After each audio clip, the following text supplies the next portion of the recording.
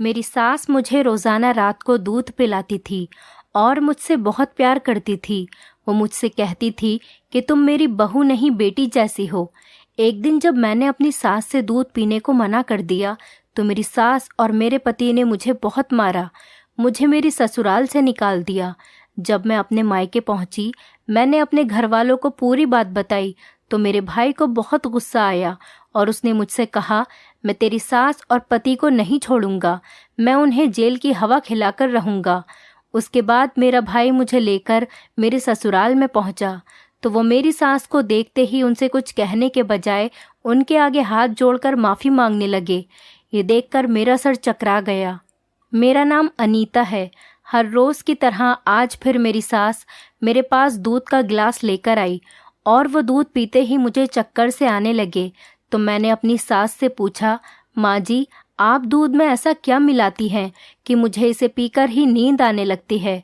मेरी सास ने मेरी तरफ अजीब नज़रों से देखा तो मैंने उनसे कहा, अरे नहीं माँ जी, मैं तो बस ऐसे ही पूछ रही थी। अगर आपको मेरी बात बुरी लगी हो तो मुझे माफ़ कर दीजिए। फिर वो मुझे देखकर मुस्कुराने लगी और बोली कि बेटा, मुझे तुम्हारी बात का बुरा नहीं लगा, तुम तो मेरे लिए बेटी के समान हो। उनका इतना लाड और प्यार देखकर मुझे अपनी कही बात पर पछतावा होने लगा। मैं सोचने लगी कि माँ जी मेरे बारे में क्या सोच रही होंगी। वो रोज़ मेरे लिए इतनी प्यार से दूध गर्म करके लेकर आती हैं और मुझे अपने हाथों से पिलाती हैं, और मैं उनके बारे में कितना गलत सोच रही हूँ। यही सोचते सोचते मुझे नींद आ गई। सुबह के 6 बजे मेरी आँख खुली। मैंने देखा कि मेरी सासू माँ आरती कर रही हैं। मैं भी जल्दी से नहाकर पूजा करके अपने काम में लग गई। हमारी शादी को 1 साल हो चुका था। मेरी सास मेरे साथ बहुत अच्छा बर्ताव रखती थी। कभी कभी तो मैं अपने पति से भी कहती थी कि आपसे ज़्यादा तो माँ जी मुझसे प्यार करती हैं। ये सुनकर वो मुस्कुरा देते थे। माँ जी रोज़ मुझे अपने हाथ से दूध बनाकर देती थीं और वो उसमें केसर वगैरह डालकर देती थीं, जो कि पीने में बहुत स्वादिष्ट होता था और पीते ही मुझे नींद आने लगती थी। मेरे पति विशाल डॉक्टर थे और वो आजकल नाइट ड्यूटी कर रहे थे। वो शाम को 7 बजे जाते और सुबह 6 बजे वापस आते थे। इस वजह से मुझे जल्दी उठना पड़ता था। मैं जल्दी उठकर नहा धोकर पूजा करती। उसके बाद मैं विशाल के लिए नाश्ता बनाती। मैं अपने ससुराल में बहुत खुश थी। मेरी सास और मेरे पति भी मुझसे बहुत खुश रहते थे। मेरा ससुराल बहुत अच्छा था। मेरे ससुराल में भी मेरे मायके की तरह किसी चीज़ की कोई कमी नहीं थी। मेरे पिताजी और भाई बहुत अमीर थे। हमारी बहुत बड़ी हवेली थी। उसमें बहुत सारे नौकर चाकर थे। हर काम के लिए अलग अलग नौकर थे। उसके अलावा भी हमारी बहुत ज़मीन जायदाद थी। कहने को तो सब काम नौकर ही करते थे, लेकिन देखभाल तो मालिक को ही करनी होती है। मेरी माँ सारा दिन हवेली की देखभाल करने में थक जाती थी। मैं अपनी माँ को देखकर कहती थी कि माँ, आप मेरी शादी इतनी बड़ी हवेली में मत करना। मुझसे इतनी बड़ी हवेली का काम नहीं संभाला जाएगा। वैसे भी मैं बहुत लाड प्यार में पली बड़ी थी और बहुत नाजुक मिजाज की मालकिन थी। मेरे माता पिता भी जानते थे कि मुझसे ये हवेलियों का काम नहीं संभाला जाएगा। वो मेरी बात सुनकर मुस्कुरा देते थे और मुझसे कहते थे, ठीक है बेटी, जैसे तुम चाहो, जहाँ तुम चाहो, हम वहाँ ही तुम्हारी शादी करेंगे। इसी बीच मेरे लिए एक रिश्ता आया।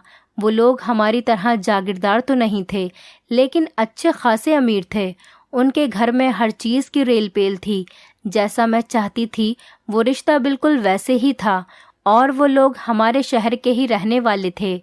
मेरे माता पिता को और भाई को वो लड़का बहुत पसंद आ गया था, इसीलिए मेरे घर वालों ने मेरा रिश्ता वहाँ पर पक्का कर दिया।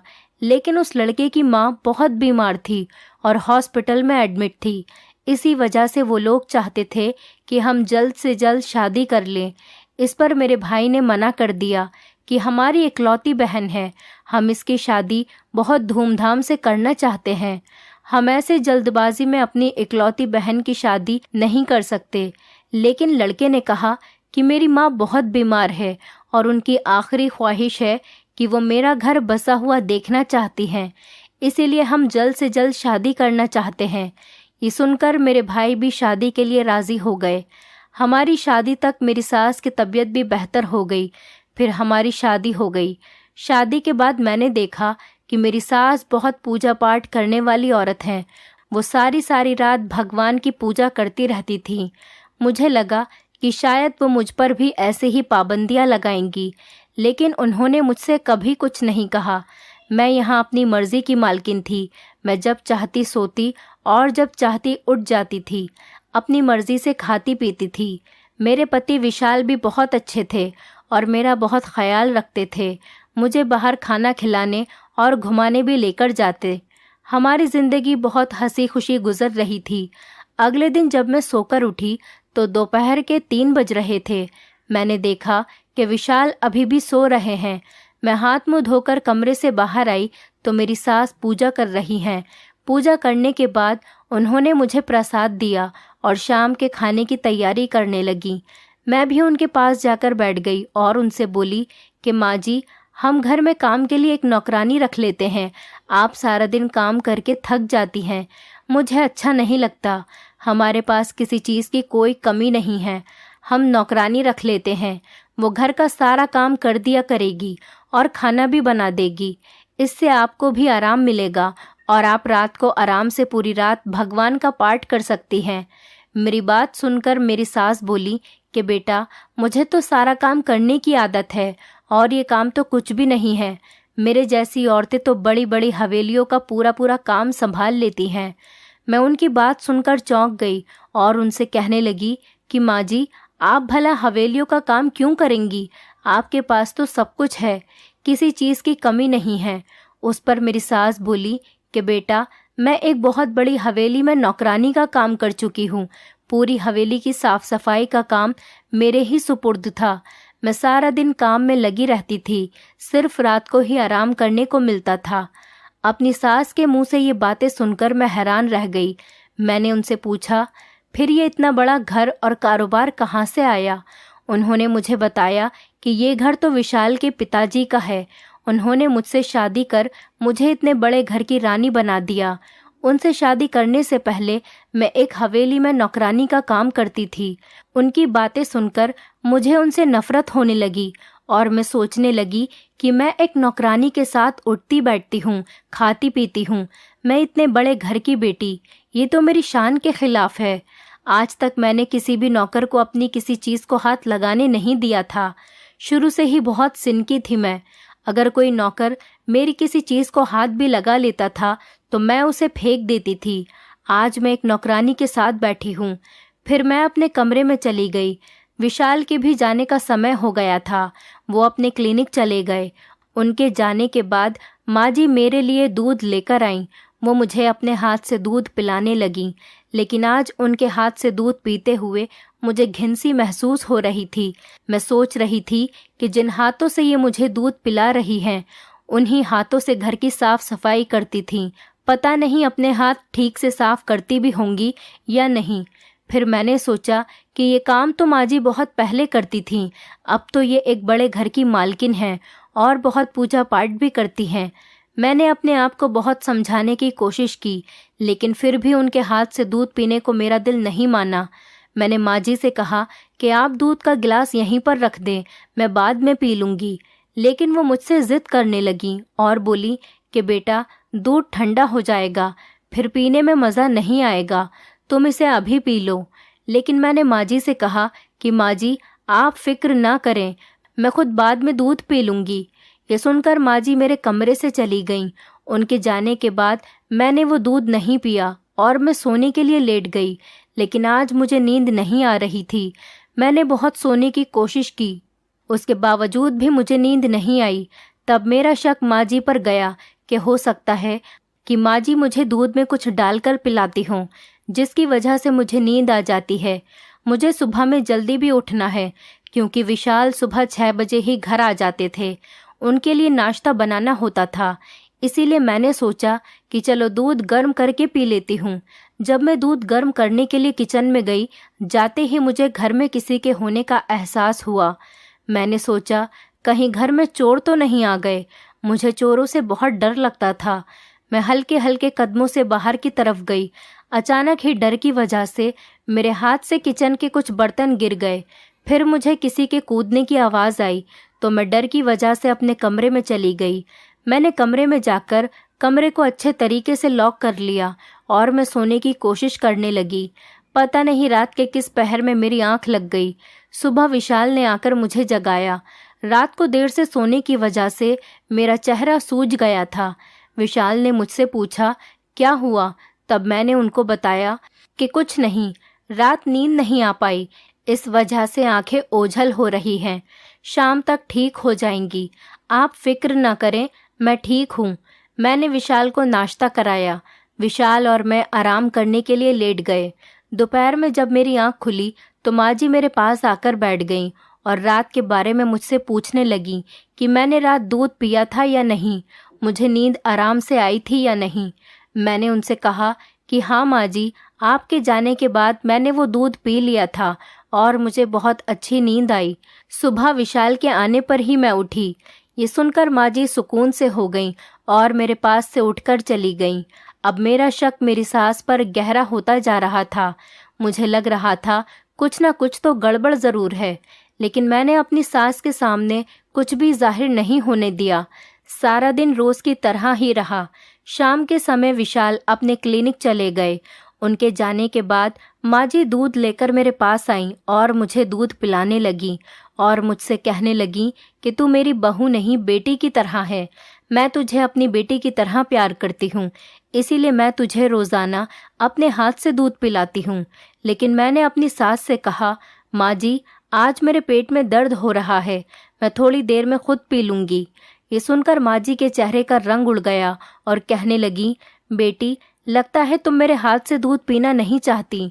मैंने कहा, माँ जी, ऐसी कोई बात नहीं है, ठीक है, आप मुझे दूध पिला दीजिए। फिर मैंने उनके हाथ से थोड़ा सा दूध पी लिया और बाकी रख दिया। वो खुशी खुशी मेरे कमरे से बाहर चली गईं। थोड़ी देर बाद उन्होंने देखा कि मैं सो गई हूँ, लेकिन मैं पूरे तरीके से नहीं सोई थी, हल्की नींद में थी। मैंने बहुत कोशिश की कि मुझे नींद नहीं आए, लेकिन शायद थोड़ा सा दूध पीने की वजह से मुझ पर बेहोशी तारी हो रही थी। मेरी बहुत कोशिश के बावजूद भी मुझे नींद आ गई और सुबह विशाल के आने पर ही मेरी आँख खुली। अब मुझे पक्का यकीन हो गया था कि ज़रूर मेरी सास मुझे दूध में नींद की दवाई देती है, जिसकी वजह से मुझे इतनी जल्दी नींद आ जाती है। लेकिन अब मैंने भी सोच लिया कि मैं जानकर ही रहूँगी आखिर ये माजरा क्या है। रात को कोई ना कोई बहाना करके मैं दूध पीने से इनकार कर दूंगी। सारा दिन मैं अपनी सास के साथ रही, लेकिन उन्हें किसी भी बात का एहसास नहीं होने दिया। रात को जब वो मेरे पास दूध लेकर आईं, मैंने उन्हें किसी तरीके से दूध ना पीने के लिए मना लिया। मैंने उनके जाने के बाद दूध फेंक दिया और मैं अपने बिस्तर पर ऐसे लेट गई जैसे कि मैं सो रही हूँ। कुछ देर के बाद माँ जी मेरे कमरे में आईं, मुझे सोता हुआ देखकर चली गईं। बाद में मैं अपने कमरे से बाहर गई। मैं यूं ही सास के कमरे की तरफ जाने लगी। अचानक मुझे छत पर से कुछ आवाज़ें आईं। मैं उन आवाज़ों को सुनकर डर गई, लेकिन आज मुझे हिम्मत करके सच जानना ही था। मैं छत की तरफ जाने लगी। किसी मर्द की आवाज़ आई। वो मेरी सास से कह रहा था कि तुम सारा दिन काम कर कर के थक जाती होगी, आराम भी कर लिया करो। तुम सारा दिन काम करती रहती हो, मुझे अच्छा नहीं लगता। ये सुनकर मेरी सास उनसे कहने लगी, तुम मेरी इतनी फिक्र करते हो, मुझे बस यही चीज़ अच्छी लगती है। तुम्हारी ये बातें सुनकर मेरी सारी थकन उतर जाती है। अपनी सास और उस मर्द की ये बातें सुनकर तो मेरे पैरों तले से ज़मीन निकल गई। मैं सोचने लगी कि आखिर ये सब चल क्या रहा है। मेरी सास तो बहुत पूजा पाठ वाली औरत थी, कहती थी कि मैं सारी सारी रात भगवान का पाठ करती हूँ। इनकी असलियत ये है, मैं ये सोच भी नहीं सकती थी। फिर मैं अपने कमरे में चली गई और यही बातें सोचते सोचते सो गई। सुबह जब मेरी आँख खुली, विशाल आ चुके थे। मैंने और विशाल ने नाश्ता किया। फिर विशाल आराम करने के लिए चले गए और मैं अपनी सास के पास जाकर बैठ गई। माँ जी, आप जिस हवेली पर काम करती थी, वहाँ से आपने काम क्यों छोड़ दिया? मेरा ये सवाल सुनकर मेरी सास के चेहरे पर उदासी छा गई और वो गहरी सोच में डूब गईं। फिर मुझसे बोली कि बेटी, बड़े लोग छोटे लोगों को अपने पैर की जूती समझते हैं, उनकी इज्जत जिल्लत कुछ नहीं जानते। वो उन्हें ज़मीन के कीड़े मकोड़े की तरह समझते हैं।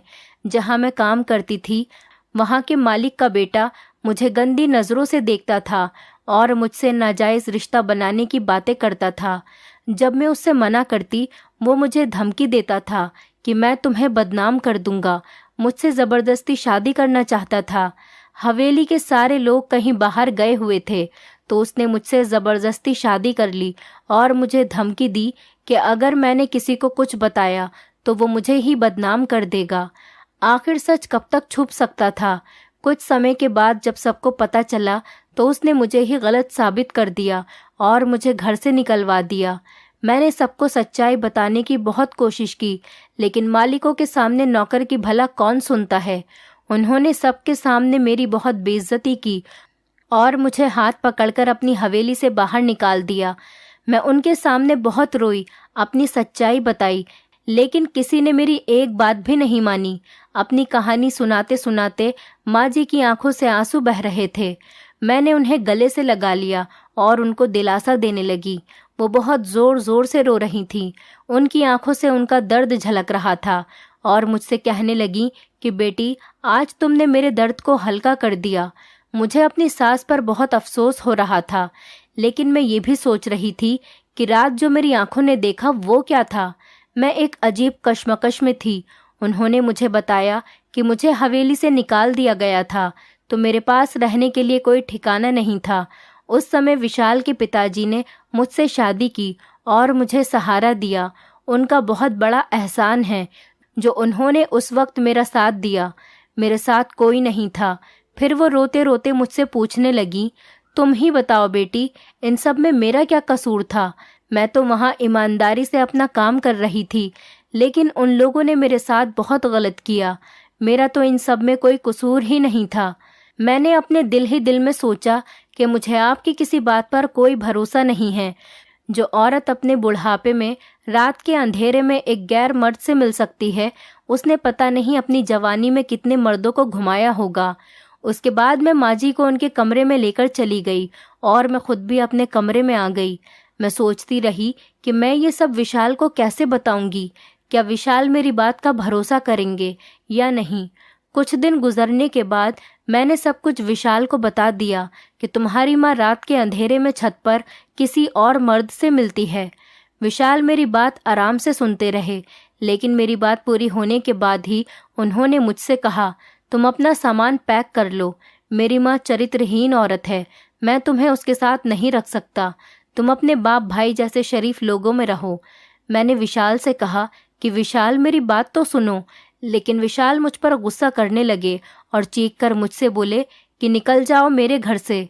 विशाल की आवाज़ सुनकर माँ भी वहाँ पर आ गई और विशाल से कहने लगी कि विशाल, ये तुम क्या कर रहे हो? तब विशाल ने उनसे कहा कि माँ, अनीता का कहना है कि आप रात के अंधेरे में किसी मर्द से छुपकर मिलती हैं। आप एक चरित्रहीन औरत हैं। विशाल की माँ ने कहा कि बेटा, तुम मुझसे पूछोगे नहीं कि ये सच कह रही है या झूठ? विशाल ने नहीं में सिर हिलाया और कहने लगा, माँ, मुझे आप पर पूरा भरोसा है। इतना कहकर विशाल मुझे गाड़ी में बिठाकर मेरी हवेली पर छोड़ आए। जब मैं घर के अंदर गई, मेरी ऐसी हालत देखकर मेरे घरवाले बहुत परेशान हुए और मुझसे पूछने लगे कि बेटी, तुम्हें क्या हुआ? तुम्हारी ये हालत किसने कर दी और तुम रो क्यों रही हो? विशाल कहाँ है? मैं अपने घर में सबकी लाडली थी। मुझे ऐसा रोता बिलखता हुआ किसी ने नहीं देखा था, इसीलिए सब लोग मुझे देखकर बहुत ज़्यादा परेशान हो गए। मैंने अपने घर वालों को और अपने भाई को सारी बात बताई। मेरी बात सुनकर मेरे भाई को बहुत ज़्यादा गुस्सा आया और वो कहने लगे कि मैं तुम्हारी सास को पुलिस के हवाले कर दूंगा। आखिर तुम्हारे साथ वो ऐसा कैसे कर सकती हैं? लेकिन मैंने अपने भाई को रोक लिया और मैं रोते रोते बेहोश हो गई। जब डॉक्टर ने चेक किया तो पता चला कि मैं प्रेग्नेंट हूँ। ये सुनकर मुझे बहुत खुशी हुई। मुझे लगा कि अब विशाल मुझे अपने साथ ले जाएंगे। जब मेरे भाई ने यह खबर देने के लिए विशाल को कॉल की तो विशाल ने उनसे बात करने के लिए मना कर दिया। मेरी तबीयत भी अब कुछ ख़राब रहने लगी थी। मेरा किसी काम में मन नहीं लगता था। मैं सोच रही थी कि कहीं विशाल मुझसे मेरा बच्चा न छीन ले। मैं तो अपने बच्चे के बगैर जीते जी मर जाऊंगी। मेरी ये हालत देखकर मेरे भाई बहुत परेशान रहने लगे। एक दिन उन्होंने मुझसे कहा, अनीता चलो तुम अपना सामान पैक कर लो, मैं तुम्हें तुम्हारे ससुराल छोड़ आता हूँ। तुम अपनी सास से माफ़ी मांग लेना और विशाल से भी माफ़ी मांग लेना। तुम्हें इस समय अपने पति के साथ की बहुत ज़रूरत है। इस बच्चे को भी अपने पिता की ज़रूरत है। मैंने भी सोचा कि आखिर कब तक मैं अपने मायके में रहूँगी। मैंने भी अपने बच्चे की खातिर सोचा कि अपनी सास से माफ़ी मांग लूँगी।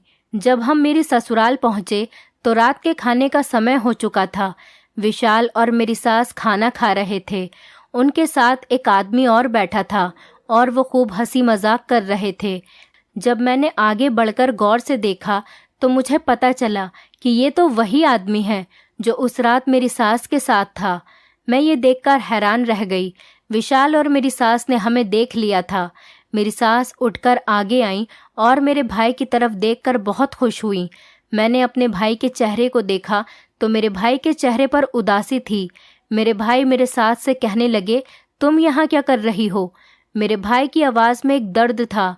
मेरी सास मेरे भाई को बहुत नफरत से देख रही थी और फिर मेरे भाई से कहने लगी कि जागीरदार साहब, क्या लगा था तुम्हें? तुम्हारे पाप का घड़ा कभी नहीं भरेगा, लेकिन भगवान के घर देर है, अंधेर नहीं है।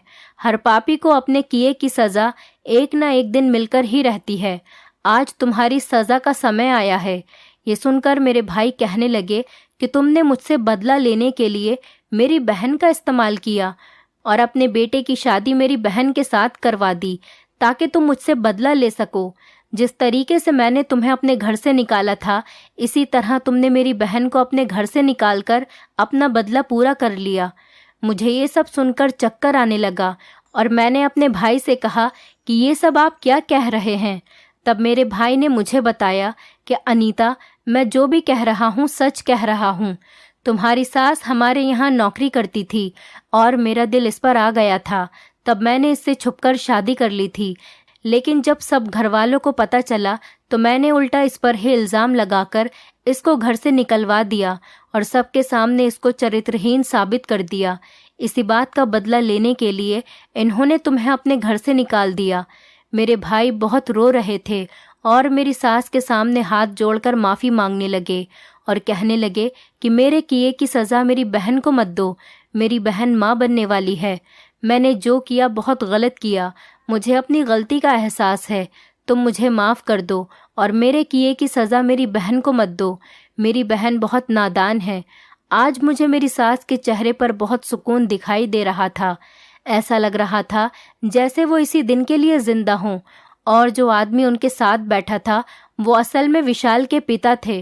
विशाल ने बताया कि अगर वो अपने पिता के बारे में मुझे बता देते तो मेरे भाई को पता चल जाता। वो मेरी शादी विशाल के साथ नहीं करते। उन्होंने ये सब कुछ मुझसे छुपा कर रखा ताकि मेरी सास की सच्चाई सबके सामने आ सके और पता चल सके कि मेरी सास एक बहुत ही नेक और शरीफ औरत है। उनके साथ जो कुछ भी गलत हुआ वो सब मेरे भाई ने ही किया था। उसके बाद विशाल ने मुझसे कहा, अनीता, तुम्हें अपने भाई या मुझ में से किसी एक को चुनना होगा। मैंने फौरन कह दिया कि विशाल, मैं तुम्हारे साथ रहूंगी। मुझे एक ऐसे भाई की बिल्कुल भी ज़रूरत नहीं है जो औरतों की इज्जत करना नहीं जानता हो, जो औरतों को अपने पैर की जूती समझता हो। मुझे तुम्हारे साथ ही रहना है। ये सुनकर मेरे भाई मेरे आगे हाथ जोड़कर कहने लगे, अनीता, मुझे माफ़ कर दो। तुम जानती हो मैं तुम्हारे बगैर नहीं रह सकता। तुम्हें अपनी बहन नहीं बेटी मानता हूँ। मैं जानती थी कि मेरे भाई मुझसे बहुत ज़्यादा प्यार करते हैं। उन्होंने मुझे अपनी औलाद की तरह रखा है, लेकिन मेरे लिए मेरे पति और मेरी सास ज़रूरी थीं। मेरे लिए मेरा घर बचाना ज़रूरी था। मेरे पति और मेरी सास एक बहुत अच्छे इंसान थे। मैंने अपनी सास से भी हाथ जोड़कर माफ़ी मांग ली थी। मेरी सास भी मुझे माफ़ कर चुकी थी। मैंने अपने भाई से सारे रिश्ते नाते ख़त्म कर दिए थे और वो रोते रोते मेरे घर से चले गए। कुछ समय के बाद हमारे घर में एक नन्हा सा मेहमान आ गया। विशाल के पिताजी भी अब हमारे साथ ही रहते थे। अब मैं अपने पति और ससुराल वालों के साथ खुशहाल ज़िंदगी गुजार रही थी। इंसान को अपने किए की सज़ा इसी जन्म में मिलकर रहती है। जब कोई किसी के ऊपर जुल्म करता है तो बदले में भगवान उसके साथ भी वही करता है। दोस्तों उम्मीद करती हूँ आपको हमारी कहानी पसंद आई होगी। कहानी पसंद आई है तो वीडियो को लाइक करें, चैनल पर नए हैं तो चैनल को सब्सक्राइब करें और हाँ, नोटिफिकेशन बेल को ज़रूर दबाएं ताकि अगली अपडेट सबसे पहले आपको मिले।